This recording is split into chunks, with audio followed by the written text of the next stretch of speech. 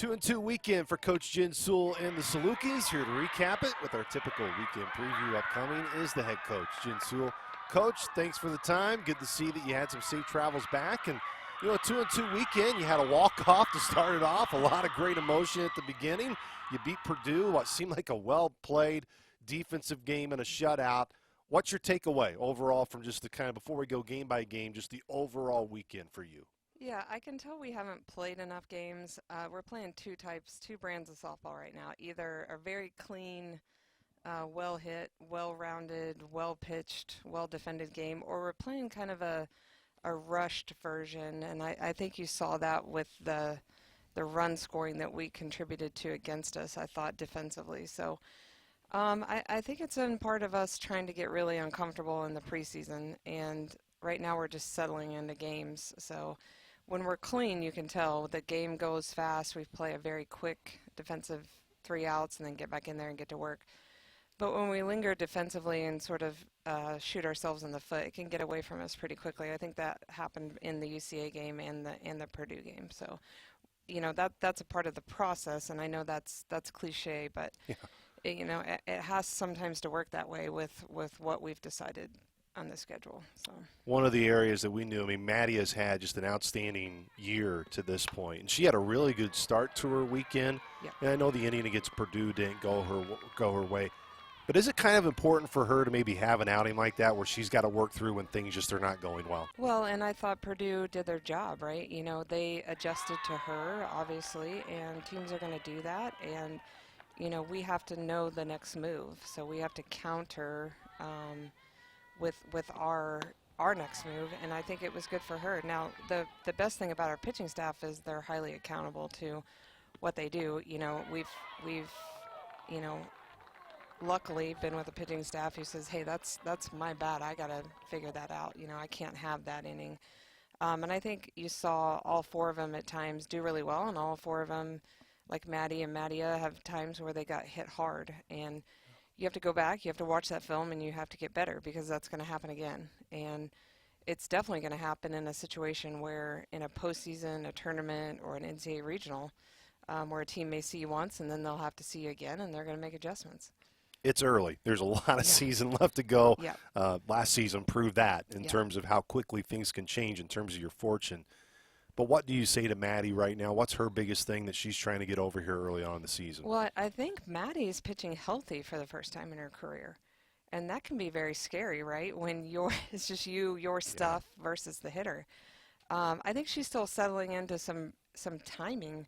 She's used to pitching in a way sort of around her injuries. So now she's she's healthy, she's in better shape, she can go longer, but you know, she's also pitching harder than she ever has. So there's some timing issues that she's working with. The thing about it is she has 3.5 years of experience. So she'll get it. It's just a matter of pitching a little bit freer. You don't have anything to fall back on anymore. It's just you and your ball and your pitch versus that hitter.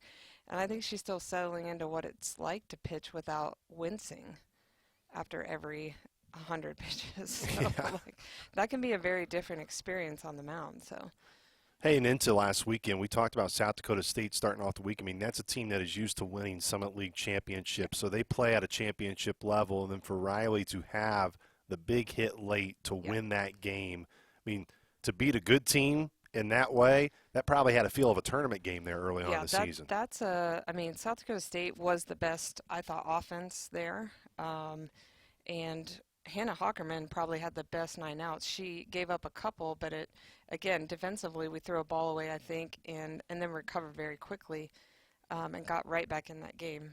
Answering back in that game was very important. I really like that.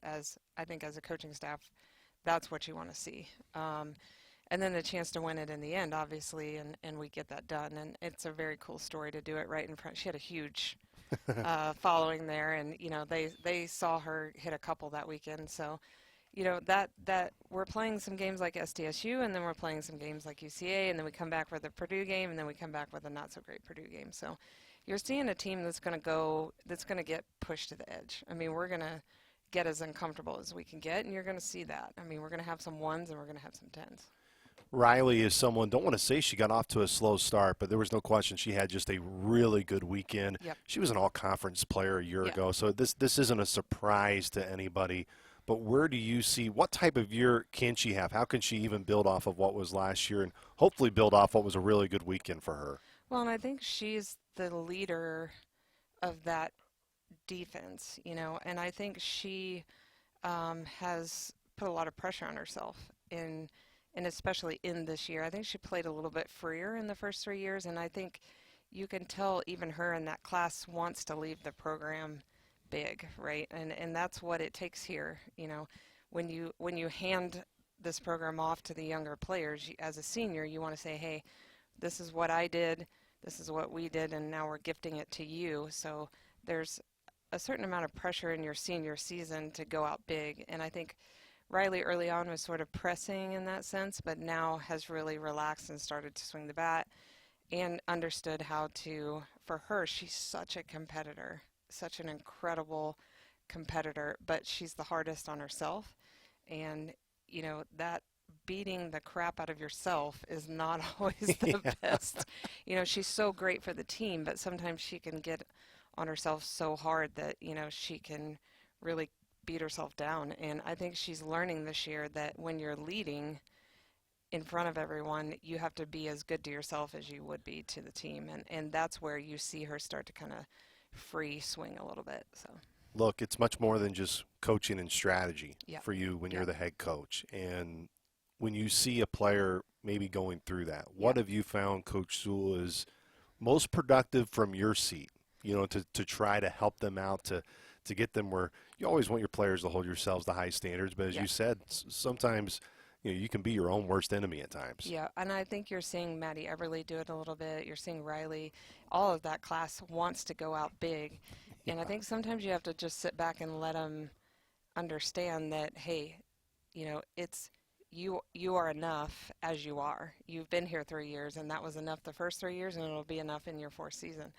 Um, and I think sometimes a subtle reminder like, hey, you know, you're plenty for this program. You've been plenty. You've come a long way. There's no reason to crack down on yourself. And I think they learn that over time with this schedule. If we're going to play this very edgy, tough schedule, and you're going to do that to yourself the entire season, where are you going to be come Yeah. conference time? I mean, we're going to go to the edge with this schedule. This is going to press us pretty far. But in the end, you have to get them to trust that, hey, when you're standing in a stadium of 2,000 people and they're cheering against you all the work that you've done, it's going to be okay. So you're ready. And um, you will sort of play your way into what you're looking for. So, Coach Sewell, one of the things that I always find fascinating about softball and baseball is whenever there are days of doubleheaders, first game of the day could go completely out of your way like it did kind of against Central Arkansas, yep, but that has no weather on what will happen in the next game. yep, You see so many times where teams respond in game number two. Sometimes it does, and you just have a bad day at the yep. park.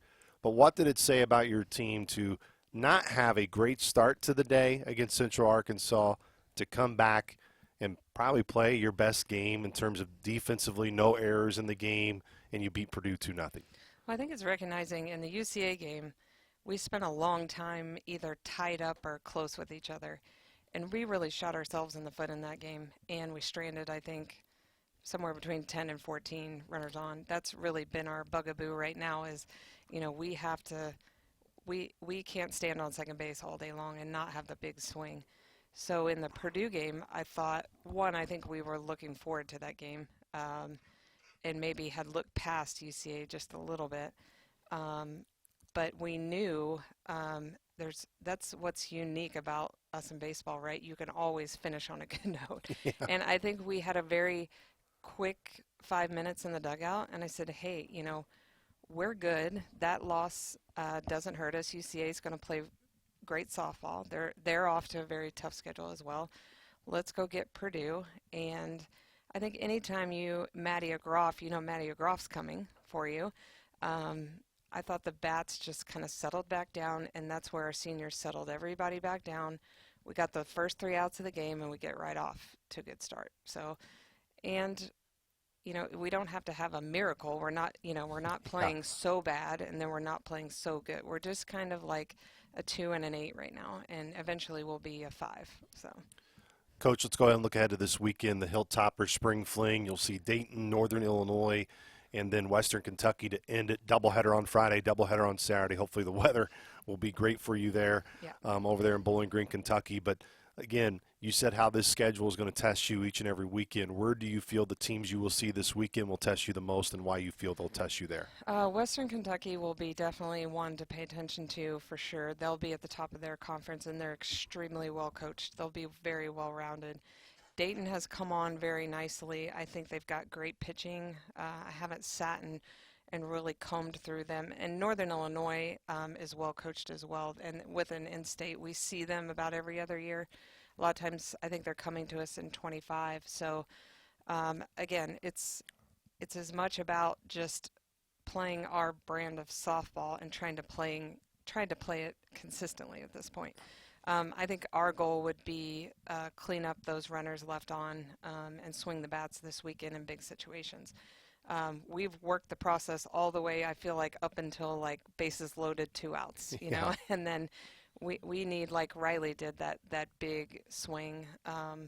And then, I think all of these guys, nobody has bad pitching anymore and nobody has a bad offense at Division I. So again, it's going to be coming out and playing through the games that we have scheduled, playing a more consistent brand of softball. And all these teams will be in the mix come late.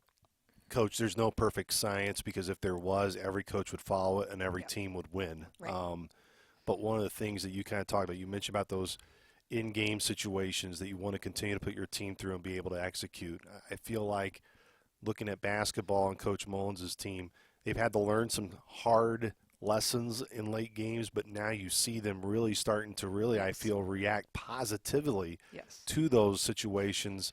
Do you feel that can be for your team, that in these early season situations, look, you may take one on the chin and it may not go your way, but never just take that for granted. Learn from it, keep going, because at some point in time, you're going to be back in that situation again. And when you get in that conference tournament, when the stakes are at its all-time highest, you got to be ready to be prepared. Yeah, I think there's 2 ways to do it, right? You can schedule easy and you can win a lot of games and you can feel good going into the conference season, or you can schedule hard and go through the hard part, and you have to be willing as a team to do that, and you have to be willing to notice it and recognize it, and then when it comes up again in conference or in postseason, players have to treat it as a positive, just like you mentioned with basketball. Hey, I've been here before. I understand what to do. Let me get a second crack at it. And I think that's going to happen to us because of not just our experience, but the coolest part is going to be those that are just waiting in the wings or watching older players go through that, and they will also get that lesson. And then we get it at a time where, we're not deciding the postseason right now. We're getting it at a time where we can then come back and practice it. We can do it under a little less stress, and then we can go back and do it again under a ton of adrenaline and a ton of stress and react, like you said, much better. So I'm interested to see, as we play more consistent softball, like us really settle down and let the older players settle the team down. The other thing that's exciting, Coach Sewell, is our next weekend preview will be at home. Yes, finally. By the time this comes out, Coach Rhodes will already had their home opener. Yeah. And, of course, they got the home series opener this weekend against Appalachian State. Yeah, very Man, it's jealous. just, but, I mean, we talked about, though, it's a great time of year whenever you can see fans at Banterra, then they start to trickle out to your guys' facilities. I mean, this is going to be a really fun spring. Yeah, I think our suitcase will need a rest at that point. We have had good travel. I mean, I can't complain. We've had some really good trips.